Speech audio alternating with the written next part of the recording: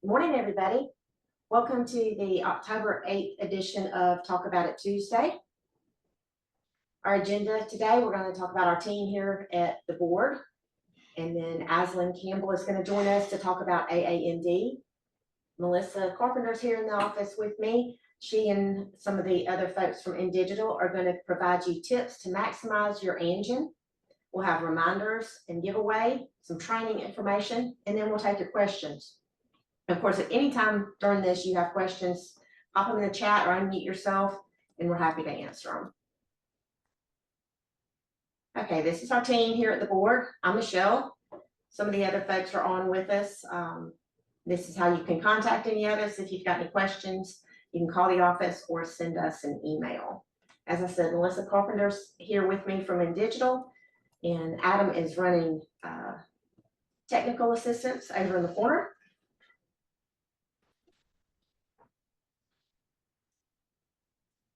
Aslyn, if you'd like to unmute, we're ready for you to give us a talk. Okay.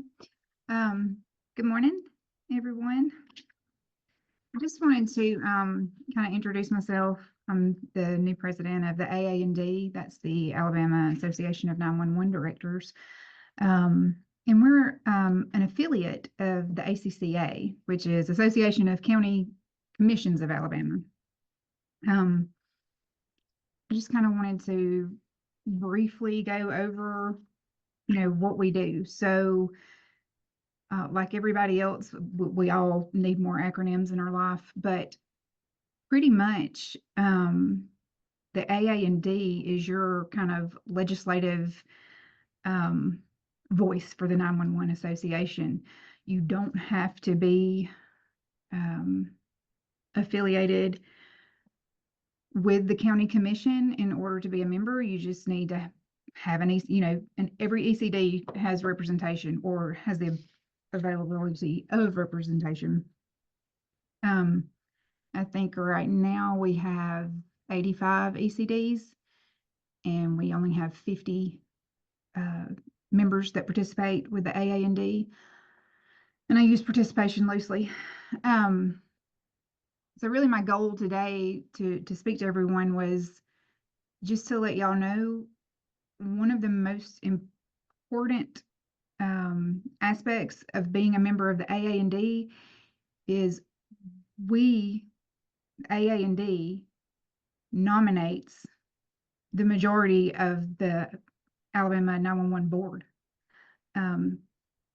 So, if you're enjoying the benefits that your 911 board is offering us, I think, I just want everybody to know it's really important to be a part of AAND. Secondly, if you have any issues in your county or you want your representatives to come to you for their 911 advice. So being a member of AAND allows us to really network with them. A lot of your senators and representatives, they really listen to ACCA. When you say Sonny Brasfield, their ears perk up. So just having an association with them kind of gets you a little more respect. I don't want to say respect really, but kind of they take you a little bit more seriously when you have issues, and you want them to come to you. You don't want them to go to sheriffs or other associations asking questions for things that 911 needs. We want them to come to 911. So I'm going to be reaching out to all of the ECDs, the districts, just kind of giving up some little information about why you need to join. If anyone has any questions or needs any help with anything, or they just don't understand, the benefits, I would love for them to reach out to me so that I could go over, some stuff with them. I will be down at the meeting next week at the Gulf Coast Conference. Look forward to seeing everybody, and I'll have some membership applications there, or I can just, talk to you. Everything about the maps and stuff, there's some links. Michelle's going to put some links online that can kind of show you the different maps, the different districts that we have. It's a little bit confusing when it comes to the board appointments, but I'll have a map there too, and we can look over that. That being said, if anyone is interested in stepping up and possibly wanting to serve on the board, we do have 3 spots that are open right now. Well, 4 spots actually. 2 of them had enough nominees to be sent to the governor. We have to send 2 nominees to the governor for appointment. The governor is the one who appoints the board. And so right now we're looking at, we have, write this down somewhere. We have districts 5 and 7. They had the nominees for the board. We had Kevin McKinney out of Marengo and Richard Shriver out of Tuscaloosa County that were sent to represent district number 7. That's a legislative district, number 7. And then in district number 5, we had Brandon Wallace and Jeannie Ferris were sent to the governor's office for her to choose.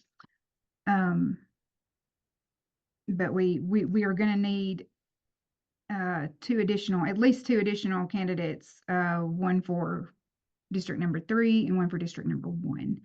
We had 2, but several of them dropped out. So the last thing, I guess, is the legislative conference will be held in Montgomery this year. It's going to be at the Renaissance. That's going to be December the 11th and 12th. We will have an AAND meeting there to discuss legislation that's coming forward. Again, we're talking about the legislation that we worked on last year.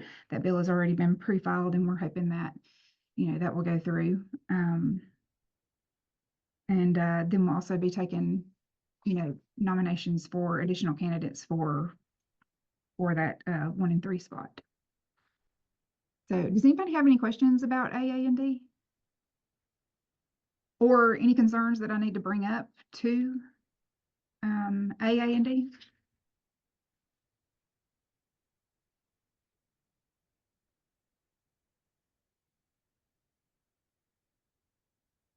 Okay.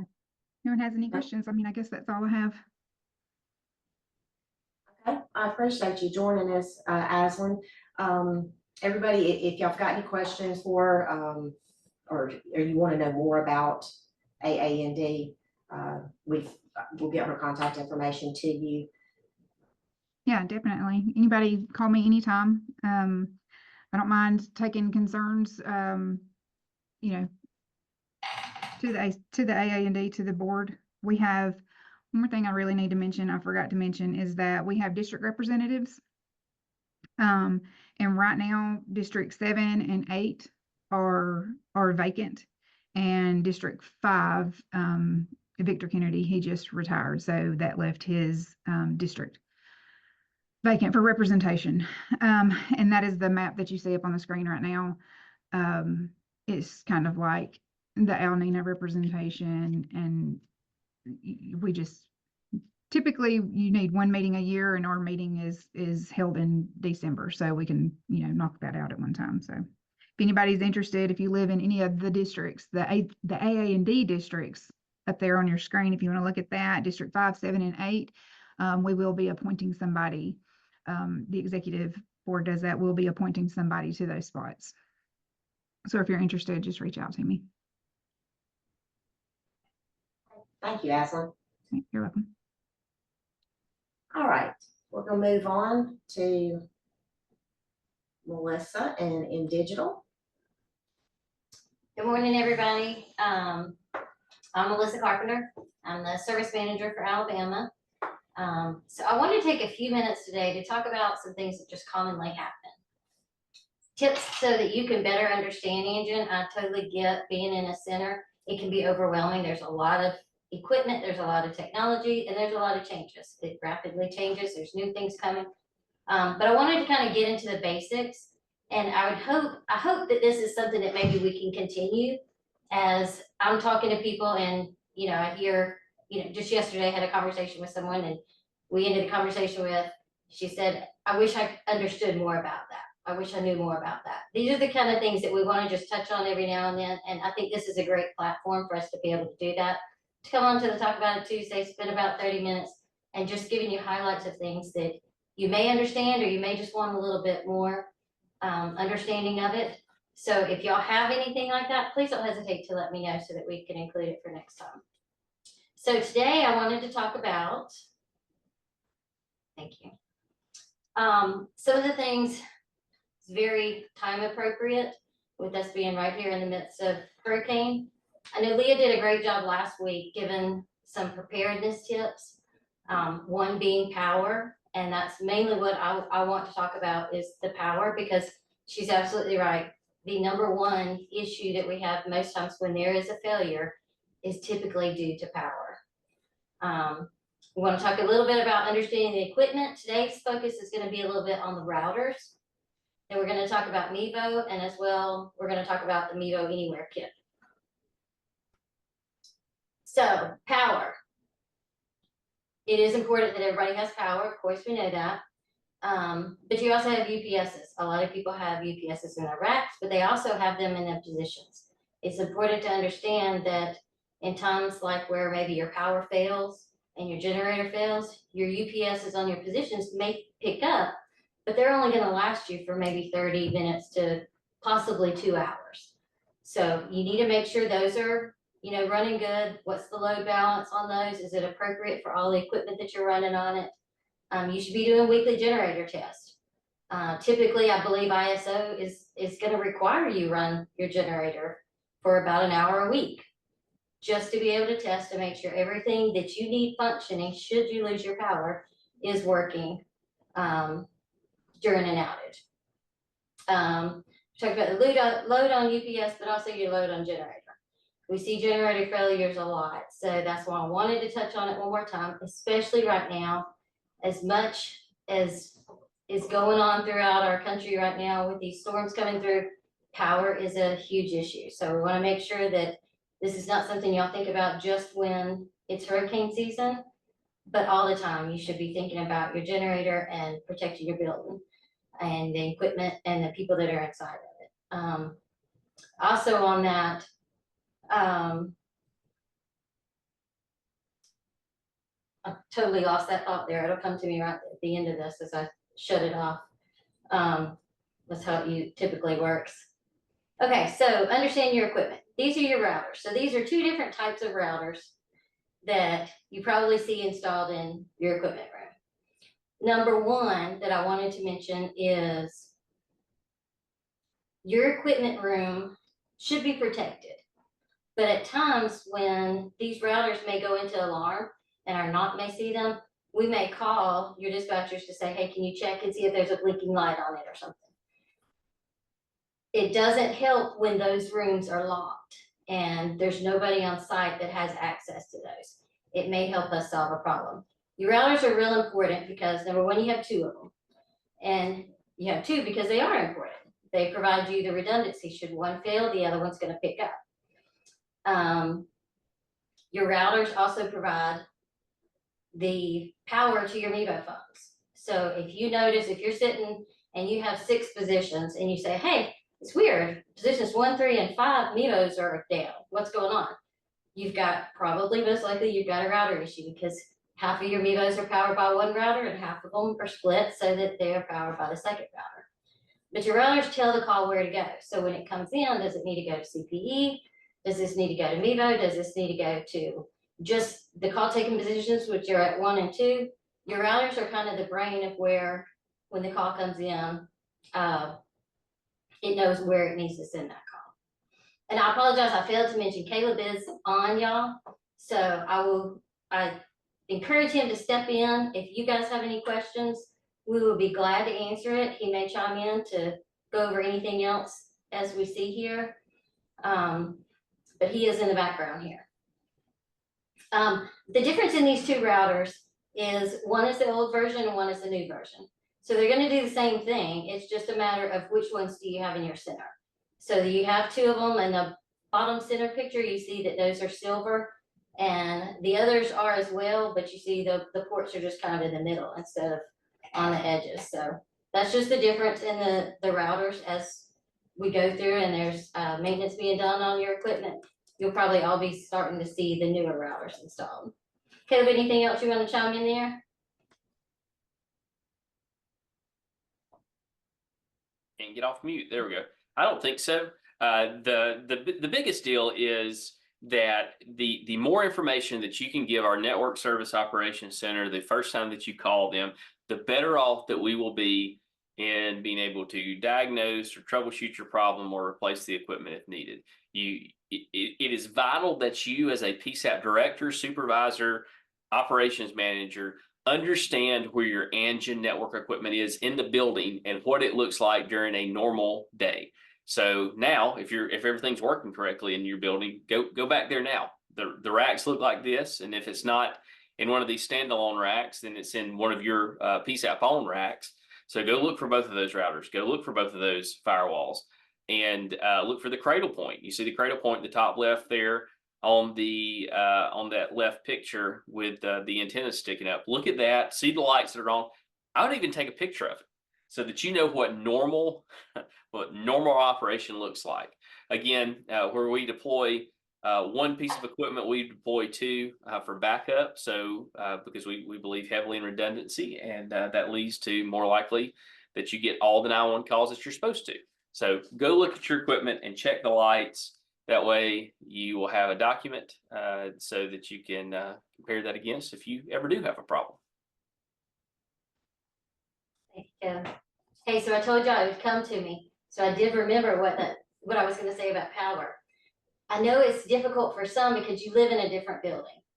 It is not an inappropriate question to go before if you live in a county commission's building or the city's building, to go and ask them, hey, when does our generator run? How is my equipment protected? That is kind of a responsibility that you have. So it may be a difficult approach that you need to take, but it is the right thing to do to find out, regardless if it's your building or you're living in someone else's building, how are your folks protected and the equipment in your building protected? Okay, so I wanted to go over a few incidents. We've talked about how this is a common thing. It is, and this is not to point fingers at anybody by any means. It's just to show you that it can happen anywhere at any time. Failures happen. Colbert County recently had a power outage. Their generator failed. They wound up abandoning. They attempted to go to MEVO. Of course, the UPSs eventually started going dead, so they had to abandon their PSAP. And then within a week later, they had the transfer switch being repaired on their generator so that this wouldn't happen. Which was great. That's exactly what you have to do. Sometimes you don't realize something isn't working until it doesn't work. So that's been repaired, but they did utilize a MEVO Anywhere kit while they had that transfer switch replaced in their generator so that they were better protected next time. St. Clair County, I'm not sure if Aslan is still on here, but they just recently, last week, I want to say, had an issue with power, and they wound up having to abandon PSAP. You have to, we're going to talk about that a little, I won't get ahead of myself too much, but you have to realize these are possibilities. It is not a bad thing when you abandon PSAP. It's much better alternative than those calls going unanswered. The best thing to do, of course, is to keep them in-house, but knowing how to abandon should you have to is also extremely important. And then Alex City recently, they had those big storms that came through a while back. We talked about routers and how they're so critical to your equipment. Well, they also don't like lightning. They don't like power surges. They don't like, flickering of power. Same thing happened there. They had a power failure. Their generator failed. They had some intermittent, generator try to come on, generator try to go, UPSs, different things going on with their power. And they wound up losing both of those routers. Both of them died. So since MEVO is powered by the routers, they couldn't even take their calls on MEVO. So they wound up sending their calls to Tallapoosa County until they could be replaced the next day. Okay, so perfect timing for this, talking about how power is important. When things like this happen, Helene coming through and causing such damage, we do expect there to be infrastructure damage. So Alabama and INdigital have assisted Georgia specifically recently in restoring 911 services to 9 different PSAPs. Walker County assisted by deploying their MeVo Anywhere kit to assist. And Henry County also provided theirs to assist, as well as the ones that your state board owns. Some of those were loaned, and some of them that belong to INdigital were loaned, as well as Starlinks. We sent Starlinks over there to provide them connectivity so that they could run those MeVo Anywhere kits. Since then, that's all changed, and a lot of that equipment, as of today, is on its way down to Florida to be able to do the same thing. And I want to point out that this is not something that just INdigital is doing. This is something that you guys should feel proud that this is Alabama 911 doing. We are helping out our neighboring states in their time of need. And so I think there was a statement made, Caleb, correct me if I say it incorrectly, but where someone had mentioned in Georgia that Alabama will be known as the ones who put Georgia's 911 back together. And I thought that is a really powerful statement for Alabama 911 to already be looked up to for so many different accomplishments we've made. But also just to help out neighbors, whether they're INdigital customers or not. You know, we were out there lending a hand on behalf of all of you in Alabama. And that's actually from a state staff member from the 911 staff over there in Georgia. And so that was a pretty big compliment. And again, it wasn't just reflective of INdigital, it's also reflective of everybody in Alabama that loaned a Mac kit, or that was willing to help, or that assisted with coordination and transport of equipment. Just a really high compliment from them.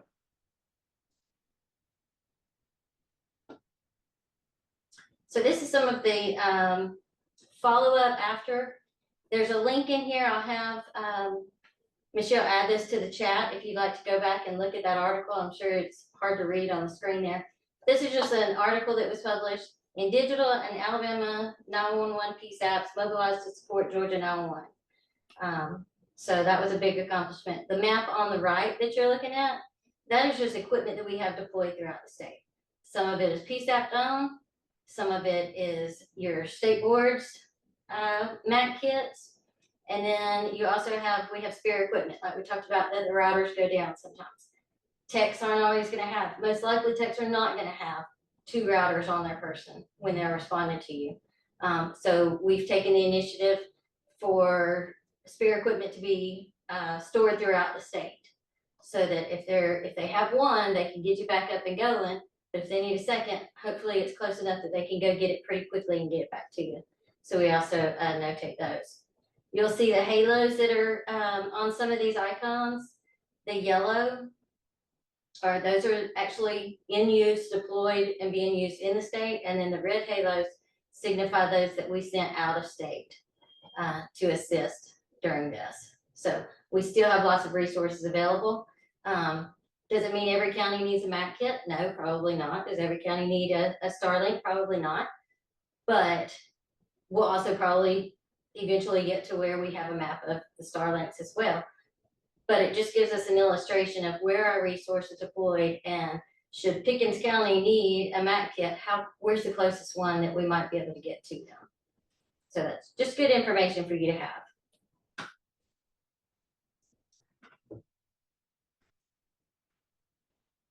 Okay, a little bit about the MeVo Anywhere kit. MeVo and MeVo Anywhere kit, I should say. They kind of go the same in the functionality. Number one, you need to know how to reroute your calls. When it hits the ceiling and there's chaos and there's a storm brewing and the phones are ringing off the hook, that is not the time to go back and try to figure out what's our MeVo code, what's the process, where's the instructions, where's the reference book that shows us how to do this. Knowing how to reroute your MeVo should be something that any of your dispatchers can do very quickly, right off the bat, as soon as it's deemed appropriate. That code's not top secret. You know, if it's not written underneath the phone, your room should be protected anyway. That code is not a secret. Your people should know what that code is, so that should they need to reroute, they know how to hit the MeVo reroute or the abandoned PSAP reroute. They know exactly what to do. If they don't, and you need any help with this, I'm happy to come and walk them through how to do that. And we've got some videos on it. There's all kinds of resources available. A lot of these we've already been in as we do the MEVO updates, we go through with your dispatchers. But that is really important that they know that that capability is there and how to do it without having to be prompted to go look for a reference book to learn during a time of crisis. You need to be testing them monthly, and don't just reroute to MEVO and then place a phone call, reroute to MEVO and take a 911 call. Take a call and figure out, do I need to transfer to someone? Do I have that number programmed in my transfers? Because again, during your time of chaos is not the time to say, oh, I gotta look up their 10-digit number now because I don't have their speed dial programmed. You wanna make sure anybody that you're gonna need to be transferring to commonly is already listed. And a lot of times, especially if you have a Mac kit, if your MEVO is set and those are all good, we can just copy over the same contacts onto your MEVO Anywhere kit. And then also utilizing your administrative dialing. A lot of times when I go into a PSAP, people are totally surprised that, oh, I didn't know that we could use this for admin dialing. Yes, absolutely. Especially right now, there's so many that are having issues with their admin providers as it is. You can have them forward that call. Unfortunately, we can't do that. We are not their customer, but you can call them and have them forward it to the 10-digit number. If you don't know your 10-digit number, I'm happy to get that to you. But that's also something you don't want to wait until your lines are down to learn what the process is. How difficult is it going to be to contact your local provider to have them move those calls? That's something you want to have a plan for and have practiced ahead of time so that you can make sure it's not a lengthy process in your time of need. So I'm going to enter from stage left. I have something to add That's to right. Go your right MEVO ahead. discussion. So the kits we have at the office, I'm the one that has, since we got them, been generally in charge with testing it on a monthly basis. So if you do have a Mac kit, it is very, very important to test it because the battery pack, the power supply that is in there, the battery will die completely and dead. You don't want to attempt to power that kit up and see that the power supply is completely dead. So make sure that you have on a rotational basis every month, you're pulling that thing out, you're plugging it in, you're letting the battery charge, you're unplugging it from an AC power source to make sure that it will run on that battery for an amount of time. That's extremely important and a lesson, unfortunately, we learned a little bit the hard way by having two of them that needed a battery replacement. So that's a very important step to remember if you do have a kit or if you have a kit that is assigned to you, make sure you're doing those tests. The second point I want to make is the power behind the network that we have in the state that allows for the use of these MEVO Anywhere kits. Don't forget that same concept can be utilized by going to a neighboring PSAP to answer calls if necessary, right? So in time of need, particularly if it's going to be extensive, you want your personnel to be as comfortable as possible. And sometimes setting up a MEVO Anywhere kit on a card table or wherever in a conference room is not the most conducive work environment. So I would implore you all to contact your closest neighbors, form those relationships and agreements to where if you need to leave your PSAP an extended amount of time, you've already worked out the details of potentially operating in somebody else's facility somewhat seamlessly, because again, the network that is deployed here is extremely powerful and allows us to maybe not extremely quickly, but set up the ability to operate within the walls of somebody else where you have those power supply protections and things such as that. So don't forget that about this awesome call delivery network and core services that we have in the state. All right, Alex. Thank you, Adam. Yeah, that's really important. The batteries are lithium batteries, so they do need to be opened up and powered on regularly. All the MEVO Anywhere kits have a tag on them to remind you to log when you've tested. So that's a really good reminder. And as far as moving, probably it takes longer to move the equipment than it does the technology to move the actual calls. That's where the time consuming comes in. The time consuming part comes in. To get that MEVO Anywhere kit, get it set up, especially if you're not familiar with it. It's pretty easy to set up, But it does take a few times before you're comfortable knowing this plugs into that, okay, which one is that, you know? So I would just encourage you, like Adam said, practice with it, pull it out, test with it, actually use it, you know? And when you power up your Mevo Anywhere kit, hey, call the knock, have them test moving your calls too, because you want that to work when it needs to work as well. So some key tips to remember. Test your generator, make sure your UPSs are running and that they've been replaced if needed. Understand the equipment in your building, know how to reroute. Utilize your Mevo administrative dialing and make sure you test, always test. We have some things coming up here next week at the Gulf Coast Conference. I know Caleb is going to be going more in depth of the hurricane and our response. He may want to share a little bit about that now, but I would encourage y'all, regardless, check out the presentation he's going to do, because I'm sure it's going to be changing after tomorrow when, after tomorrow night when the hurricane makes landfall in Florida. So we have lots of information that we'll be sharing. And then also the resource meetup after, when the conference is over, that should be a good time. You know, we'll set up the Mac if y'all like, whatever we can do to make you feel more comfortable, will be available to you as well. Caleb, what else would you like to share?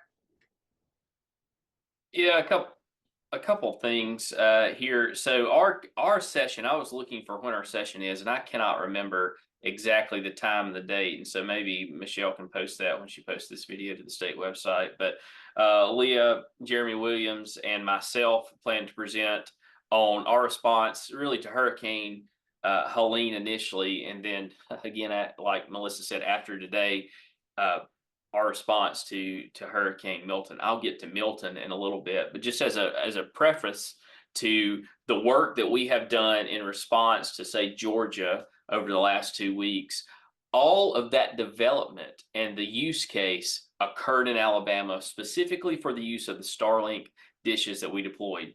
And Jeremy Williams and I are the two that actually tested that out at his PSAP back, I think that was right after the first of the year. In January in 2023. So Robbie, I see your comment there. Our session is next Tuesday at 2 p.m. I think it'll be very interesting. We've got about 30 slides put together that details our response to that, preparedness and response. And then we would like to give you the background on how all that came to be. And its roots really are here in the state of Alabama. And its testing is specifically in the state of Alabama at Geneva County 911. So please come to that. That's going to be a great conference. We're looking forward to it as always.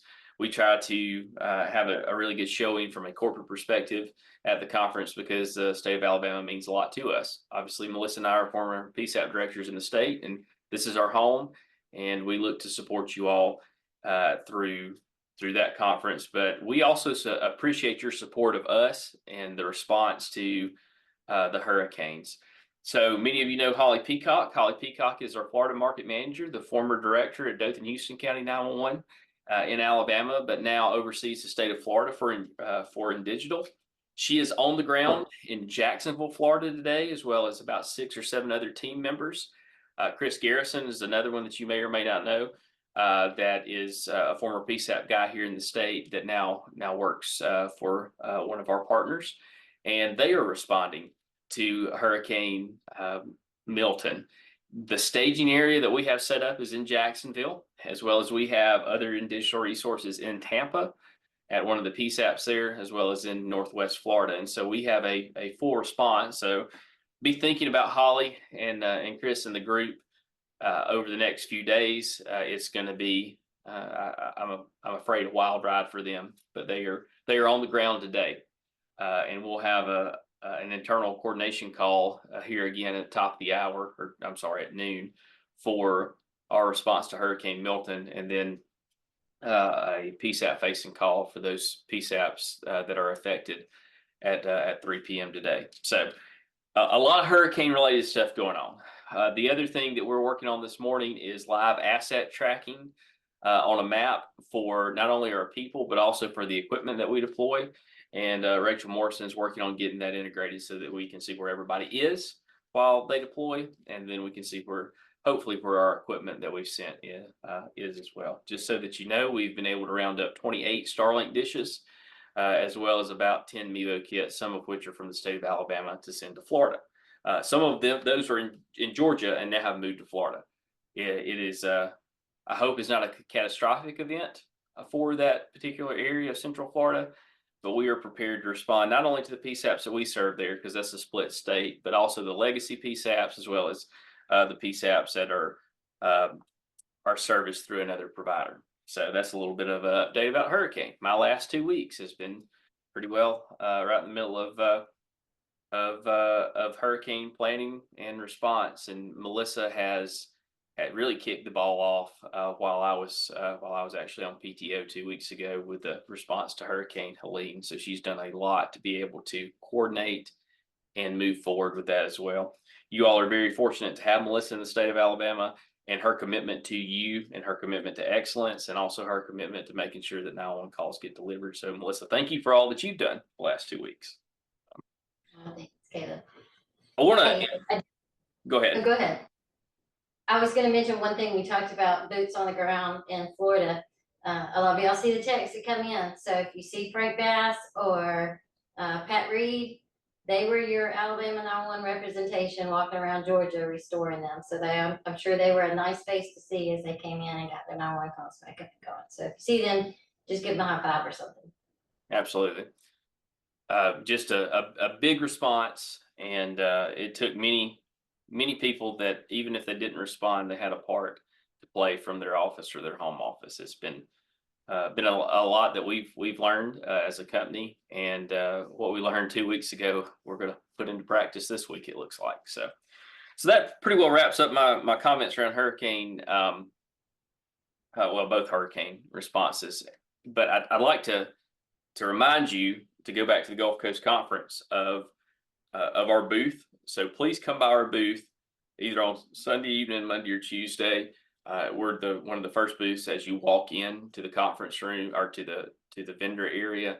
Please come see us. If you're like me, maybe you don't keep up with everything that you're supposed to. Specifically, if you're in an airport and you have the same carry-on luggage or check bag that 15 other people do, well, here at INdigital, we're here to help you. And so one of the things that we'll be giving away is these luggage tags that are customized, and they have, if you bring a business card, we can laminate it and we can give that to you. That's one of the prizes that we will be giving away, as well as we have coolers and other things. So again, if you need a luggage tag or 10 luggage tags, we're going to be able to make those in the booth there for you. So that's one of the things that we'll be giving away, as well as we sponsor the t-shirts this year. So you all should have a really nice long sleeve t-shirt, and then we've got other prizes as well. So I feel like I probably talked long enough, but it's been a busy couple weeks, and getting ready to go into one of the largest and most well done state conferences of any that I've been to, and I've now been to a lot. And so we're excited about that. So I'll turn it back over to y'all. Thank you. Hey, one last thing about the conference. If there's anyone on here that's not been to the Gulf Coast Conference, or if you have people within your center that have not been to the Gulf Coast Conference, we also sponsor the first time attendees mixer. It's just an hour. We just have fun. State board will be there. It's a chance to get to network with people, get a little bit comfortable before going into the conference, meeting some folks, because if you're not going to take full advantage of networking during these conferences, you're totally missing out. So hopefully you'll come. We like to give away prizes. We do have a prize today. I'll let Michelle do that, but we'll make sure that if anyone has any questions, we get those answered first. Thank you. Yeah, we'll get to the giving away the tumbler in just a little bit. Laura, are you available? I am. Hi. Real quick, so following up Caleb and Melissa's discussion about Hurricane Helene, we have had some requests for an EMD course for practitioners due to the requirement in North Carolina being EMD certification. And so we have quickly rounded up a couple instructors who are graciously offering to come assist and teach a class. so that we can help anyone who's interested in getting up there and assisting the PSTs in their time of need. So we will be hosting an Alabama Emergency Medical Dispatch course in Pelham, Tuesday through Thursday, October 22nd through 24th. And this is open to anybody who needs this course, not just those who are going to assist and need that for the specific reason. So just anybody who's interested, the link has already been activated. It's the same link we're registering for all training. And so you can go there and sign up for that. And if you have any questions, of course, you can email Daniel or myself at education@al911board.com. And also this is just an opportunity, which you can go ahead and do the next slide, Michelle. Well, never mind. It's the one after that, but it's fine. We have only 2.5 months. Christmas is here and 2.5 months. And so there's not a lot of time left to obtain the CEUs you need for your, to maintain your compliance status and your certification through the state. So this is also an opportunity for that, or if you just needed a class and there hasn't been one nearby and you don't have an instructor in your agency. So take full advantage of that, because I imagine this will be the only one that we're offering like this until the new material is put out there. So yeah, if you don't mind going back really quickly, Michelle, sorry about that. So I know that we discussed the resource room immediately following the Gulf Coast Conference. And we are going to have people there. All of our staff that is present for the conference will be there. I know Data Mark will have somebody there. Melissa, did you say you guys were going to be there? If Or was we are that- needed, we would be there. Okay, so all that to say that we will all be there for any of your needs, whether it is GIS related, the new Alabama 911 Board Central app. I know that we have 86 of the 106 primary PSEPs have a leadership member on the app.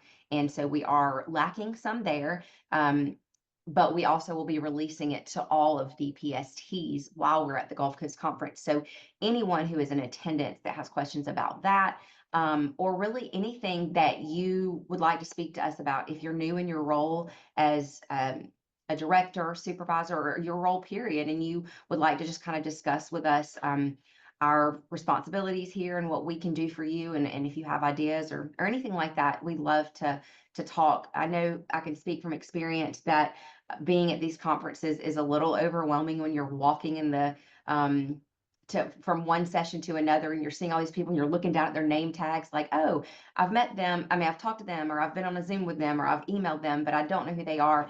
And I would have so appreciated something like this last year at my first time at the Gulf Coast Conference. So we would love to have face-to-face interaction with you guys, no matter what role you play. And so we will be there from 10 to 6. And I would like to just second Melissa's encouragement to attend the first timer social. Last year I attended as a first timer, and it was not only fun, but I actually kind of learned something about myself, and I've carried that with me, and it's been something great. So it was a great experience overall. I don't know. I know we had ice cream last year, I think. I don't know if y'all are doing something different or what you're doing, but I will be there, and I think most of our staff will be there as well. So I would also encourage you guys to come to that, because it's another way to meet people without just passing them the hallway or seeing them in the sessions. And the part about the networking is so important. I feel like I've met so many people in all these conferences. It's been so fantastic, not just to come back with some educational content that I've tried to soak up, but also meeting people and being able to, ping back and forth ideas and help each other. So anyway, just an encouragement for that, for you guys to come and visit us and attend that first timer social. So I'm good for the next slide, Michelle. So we already said that. So we have two more opportunities before the end of the calendar year for board provided free training. And this is November 4th. It'll be in Mobile, and Melissa will join us, and she will be teaching basically the fundamentals of daily operations in the PSAP with the next generation 911. So anybody who is not familiar, like she was saying earlier that someone said, I wish I had known more about that, or I had known that, or I know that people I speak to on a daily or anytime I speak to any PSTs in the seat, a lot of times they're not entirely familiar with those resources. And I think this is a fantastic opportunity to come learn about that. And then as you can see in the title, it says 101. So we're going to have some succession classes following that. So for a little more in-depth information. And we potentially will have another class on this day after lunch. So keep an eye out for that. But again, this is a great way for you to get some CEUs and meet some other people in the industry and all the things that I've talked about for that. So registration is open now. And I think I've got one more slide. And this is the other opportunity for the free training that we have. This is the last one of the year, December 9th and 10th. This is the Crimes in Progress class that we rescheduled due to Helene the last week of September. We have changed the location a bit, the locations based on looking at the people who have less CEUs, the agencies that need to get more, and a better optimizing of our reach. So they're in Decatur and Alabaster, December 9th and 10th, and it's from 8 to 4. Also, the registration is open for that now. And so yes, I would absolutely encourage. I think last week when I looked, and I'm not looking at the numbers now, but I think last week when I looked, we had in the hundreds of PSTs that have less than 12 hours for their requirement. And as we all know, we're past that implementation phase and we're in the maintenance phase. So we want to make sure we stay in compliance so that nothing is, shifted in your center. So if you need hours and you are not able to take advantage of these, if you want to email me, I can do my best to try and help you find some other training.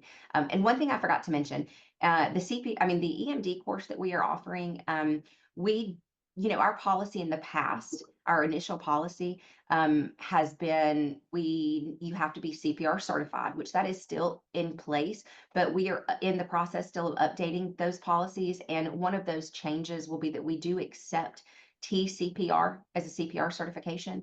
There are 2 online courses for anybody who needs that prior to coming to this class in October, IAED and American Heart Association. So if you need more information on that, I'm happy to send you a link, but those are 2 that can be done online prior to coming to this class in preparation for it. So moving forward, that will be one of the policy changes we implement. I don't think I have another one, Michelle, do I? Okay, no. So if anybody has any questions about any of those things, please reach out to Daniel or myself. And thank you so much. Thanks, Laura. Okay, our usual deadlines and reminders. If you're hiring, let me know. Send me a job description, closing date, a link to your website or an application process or whatever, and I can get it posted on our website. And then if you're looking for a job, go ahead and check our website and see what's listed there near you. And then PST certification reimbursement, if you get that form sent in to us by the 10th, it's paid out at the end of that month. Upload, validate, aggregate your GIS data to the state office BEP. I got it right this time. And then staffing changes. One of the changes we've made with the ABC app is instead of filling out that form to tell us that you've got staffing changes, you log into the app, make those changes in the app, and it lets me know that I now need to update other places. All right, legacy cost reimbursement. The final deadline for fiscal year 24 is December 10th. So the next deadline is October 10th, which is in 2 days.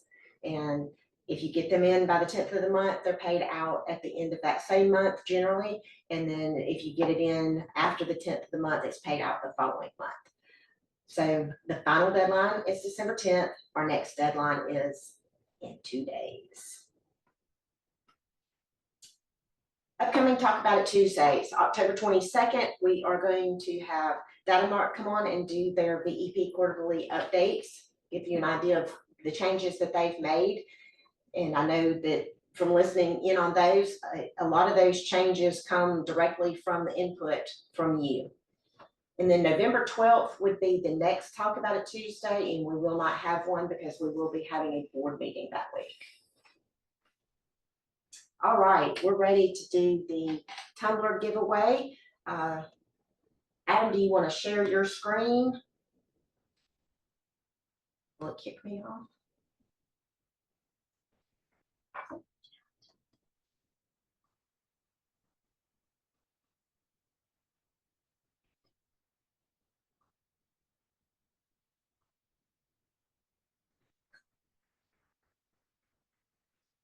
Lindy. All right, Lindy, if you will email me a shipping address, I will get that sent out to you. Let me go back to our slides.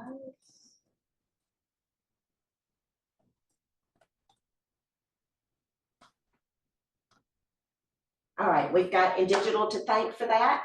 And Lindy, we have a navy one available or a pink water lily tumbler available. So if you'll also include in your email which color you want, I'll get that sent to the shipping address of your choice. Questions? Unmute yourself, type them in the chat. Let us know what questions you have, what input you have for us.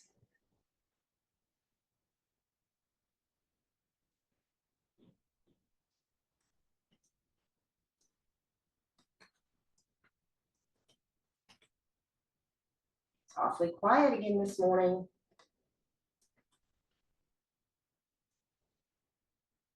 All right, well, so we will see you on October 22nd. Most everybody will see you next week. We will see you on Talk About It Tuesday on October 22nd. We appreciate y'all joining us. And have a good week. Bye, y'all. Bye, See you soon. everybody.